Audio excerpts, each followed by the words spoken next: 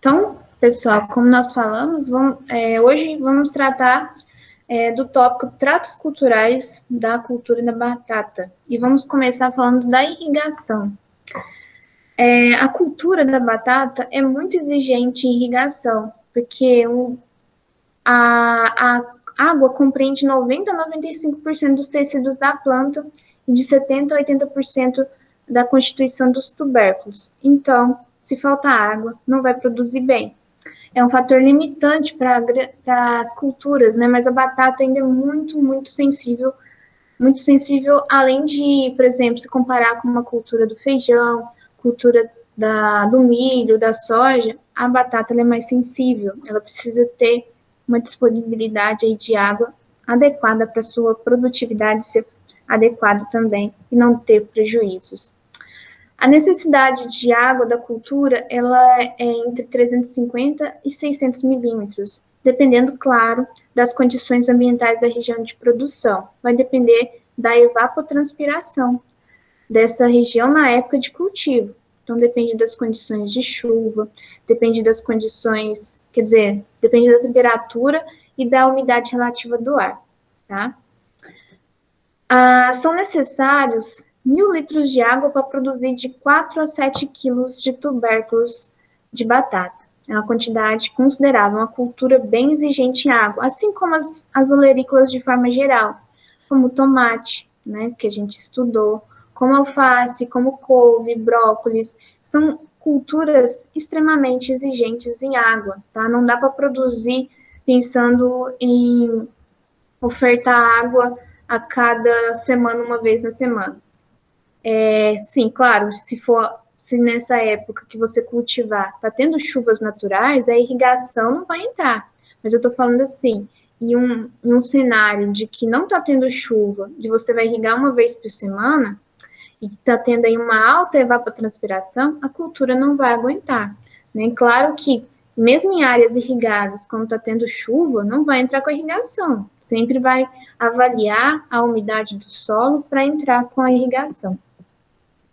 O método mais utilizado de irrigação, que aí cerca de mais de 90% das áreas cultivadas no Brasil, é o sistema de pivô central, né? Mostrando umas áreas na região da Bahia. Bahia produz muita batata também, viu? A região aí do município de Biaquara, mas outros municípios também dessa região produzem muita batata. Uma foto aérea aí, né, de pivôs de produção de batata. Aqui uma foto, né, mostrando a lavoura de batata na região também de Ibicoara, na Bahia, toda irrigada com pivô central. Aqui em Minas Gerais, que nós temos regiões bem importantes na produção de batata, como eu já falei para vocês, na região do Alto Paranaíba, que próxima a nós, né, também as áreas são irrigadas aí por pivô central. Aqui mostrando uma área, né, no município de Ipiúna, no Minas Gerais, conduzida com sistema de irrigação por aspersão convencional, plantada aí na época do inverno. Bom, esse sistema de irrigação é para produtores menores, né? Produtores com áreas e também com tecnologia maior, eles vão sempre optar pelo pivô. Isso aqui são produtores menores de batata que optam por esse método, que também é eficiente, né? Na suplementação de água para essa cultura. Essa outra foto é de uma lavoura de batata no sul de Minas, conduzido sem irrigação, cultivada na época das águas, no verão, aqui da nossa região sudeste, né? O verão tem muitas chuvas, então faz o cultivo sem irrigação, plantando aí no início do verão, para que tenha água, né, natural disponível para o desenvolvimento dessa cultura. É arriscado, pessoal? É arriscado, porque se tiver um período aí de estiagem, né, que a gente chama de um período normal onde teria chuva e não tem, a planta vai sentir, você com certeza vai ter uma quebra de produção, uma redução de produção aí da cultura da batata. Vamos falar agora do outro trato cultural, que é a montoa.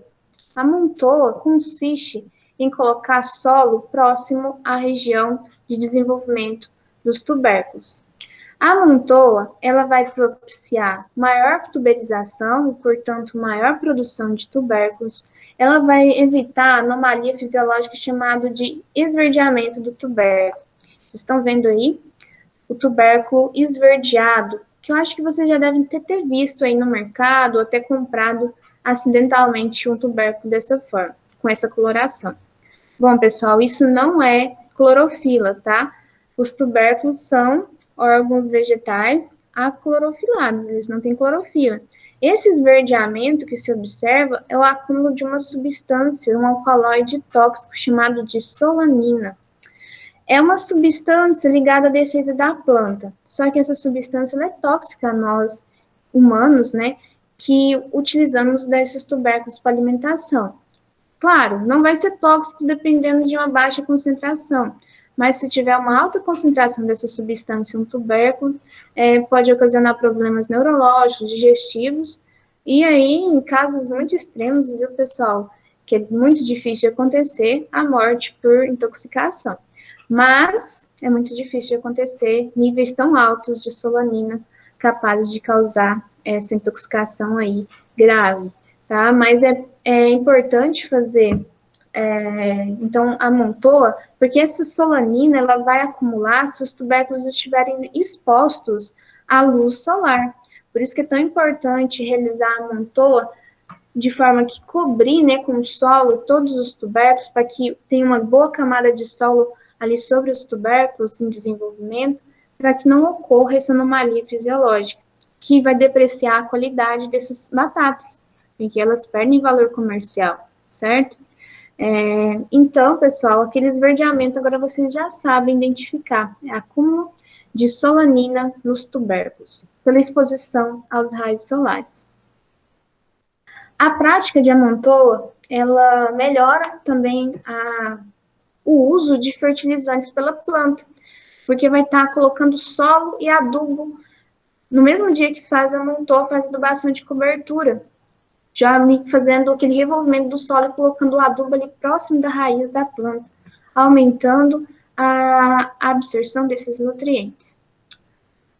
A amontoa vai proteger a planta dos fitopatógenos, protegem ali a região dos tubérculos, né?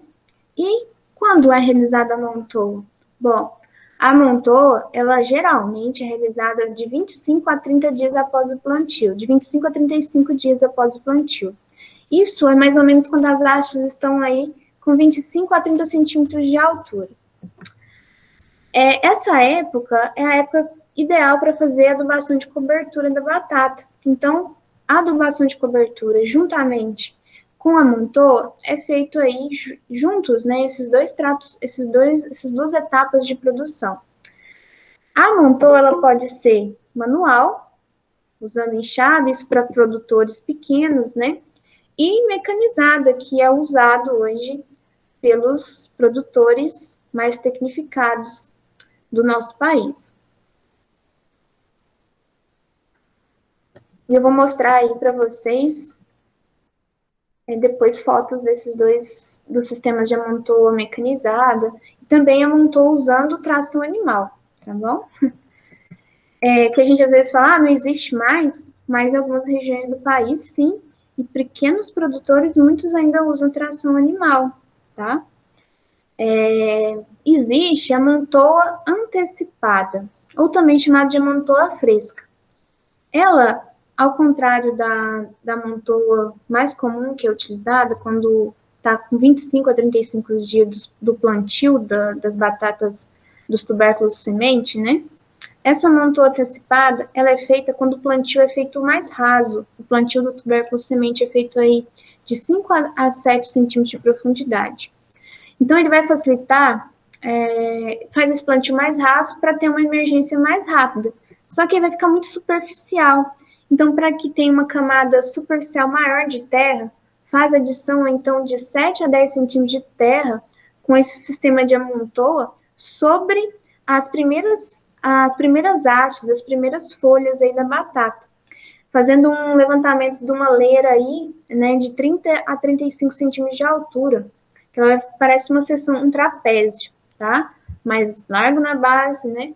E essas condições dessa leira, dessa forma, facilita a drenagem de água, facilita o desenvolvimento do tubérculo, aumenta a tuberização.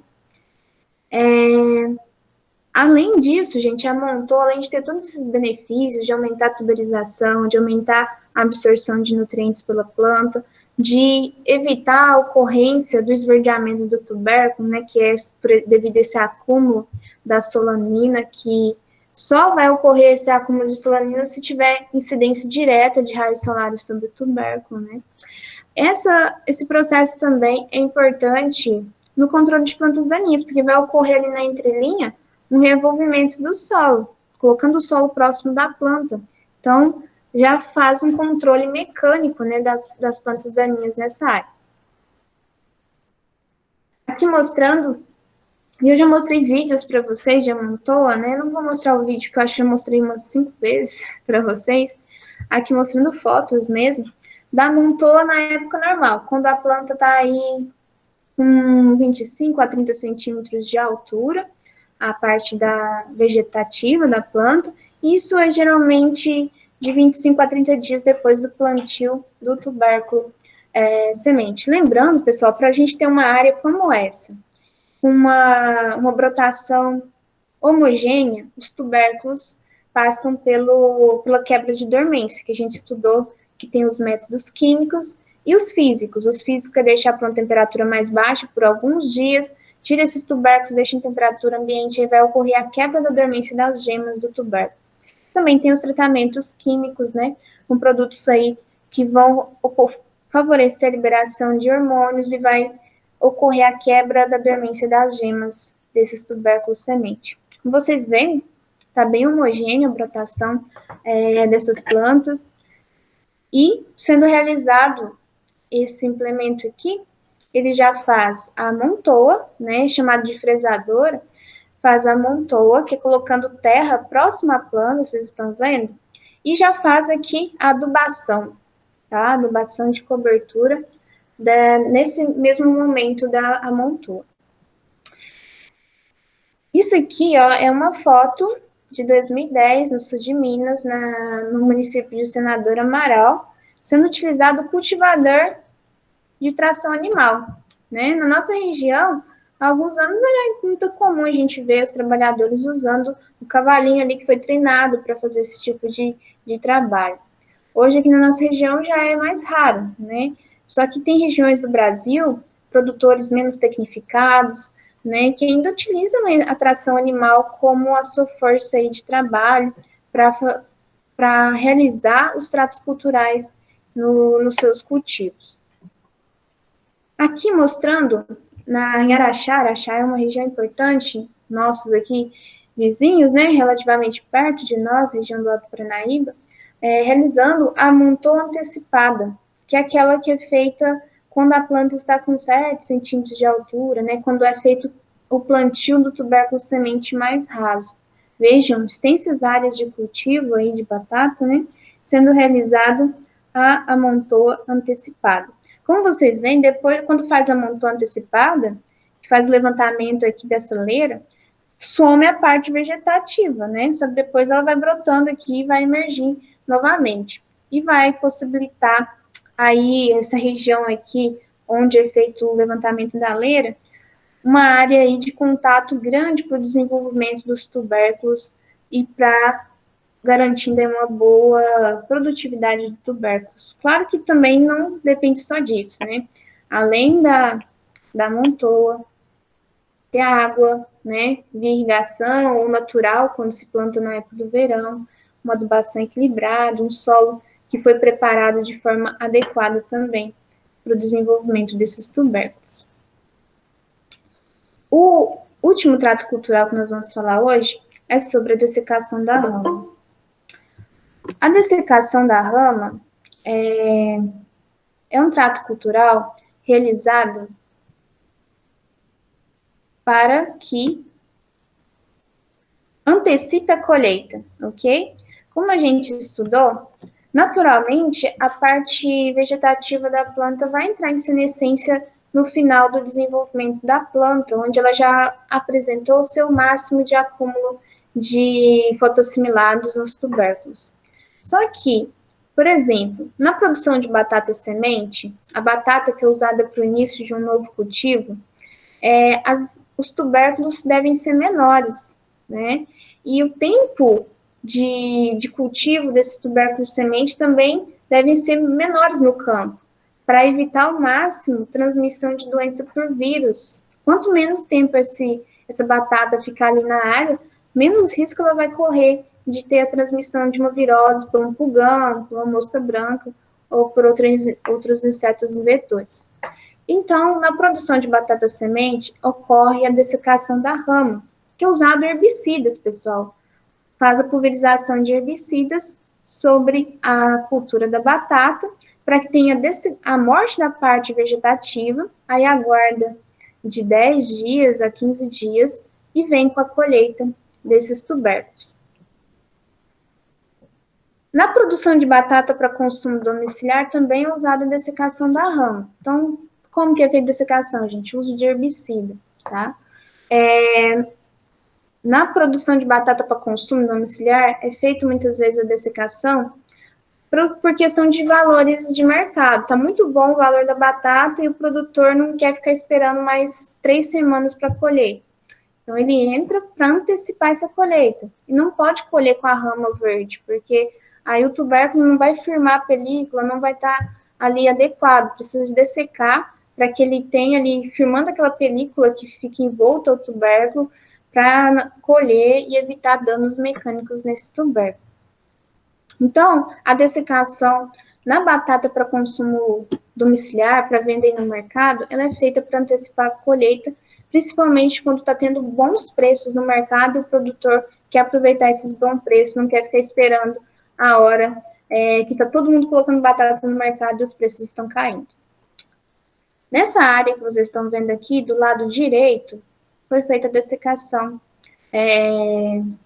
da batata, né, da planta de batata, feito aí para antecipar a colheita da batata para mercado. O que é recomendado? Para lavouras de batata semente, o recomendado é fazer a aplicação do herbicida para dessecar a rama de 75 a 80 dias depois do plantio da batata semente. Para a batata consumo, o recomendado é de 80 a 90 dias após o plantio, tá? Depois, dias após o plantio. DAP significa dias após o plantio. A recomendação diferente aí para batata semente, porque batata semente exigido para o plantio são batatas menores, como eu disse também, para que essa planta fique menos tempo exposta a possíveis transmissões de viroses aí no campo.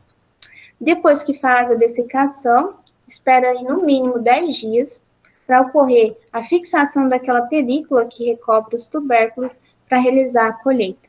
A colheita vai ser uma etapa que nós vamos estudar daqui a uns dias, né, como que é feita essa colheita.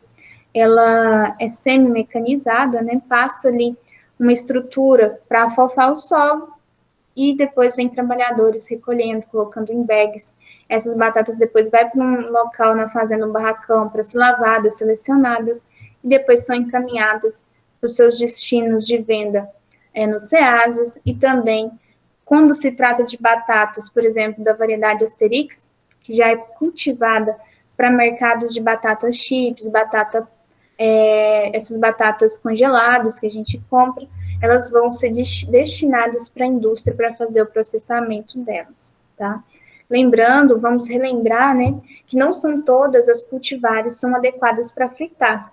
A ágata, que eu falei no início da aula, sobre a cotação dela nessa semana, né, que teve uma queda por alta oferta da batata no mercado, ela é uma batata com destino para usar em pratos como cozido, como batata em pratos como purês, né? Porque ela tem baixa quantidade, ela tem menos amido, por exemplo, do que a batata Asterix, ou também chamada de batata roxa, né? Só a casca dela que é roxa, por dentro ela é amarelada, né?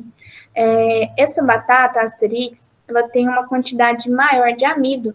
Então, por isso que é muito utilizada essa cultivar Asterix para fritura, para batata chips, para batata palito, para batata palha, para essas indústrias de batata processada, porque ela tem mais amido na hora que frita, ela vai ficar mais sequinha.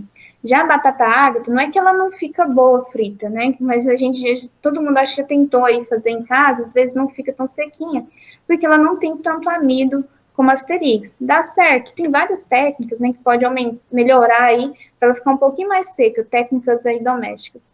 Mas existem materiais que as indústrias utilizam para preparar essas batatas processadas, né? As batatas aí que têm grande saída no mercado nacional e também no mundo, né? O consumo de batata das diversas formas é muito grande.